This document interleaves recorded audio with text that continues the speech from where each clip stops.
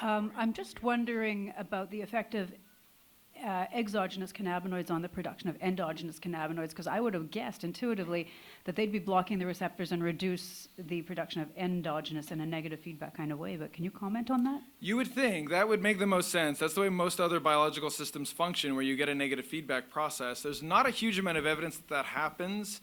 There's been very little work in chronic cannabis users measuring endocannabinoid levels. Val Curran in Britain did a study a year or two ago, and they looked at CSF levels even, so that's supposed to be reflective of the central nervous system level. They saw no changes. And my guess is it's probably because THC is it's a partial agonist. It's not a full agonist at the receptor, which is also probably why you don't see the profound tolerance development with kind of low dose THC use that you would with a different substance like alcohol or cocaine. Or most drugs have a very kind of linear relationship with tolerance development.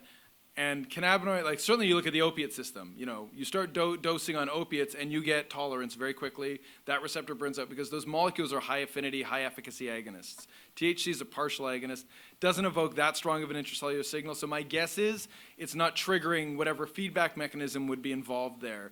But also because endocannabinoids are produced on postsynaptic side, CB1's presynaptic side, there would be some interplay there that kind of segregates perhaps an immediate interaction between the two of them. If you look at something like norepinephrine, the receptors can be on norepinephrine neurons, so you get a very clear mechanism for feedback inhibition. But nothing that I've seen has been very convincing to suggest that chronic use at all of cannabis would have an immediate effect. You might get mild fluctuations, but nothing profound that I've ever seen.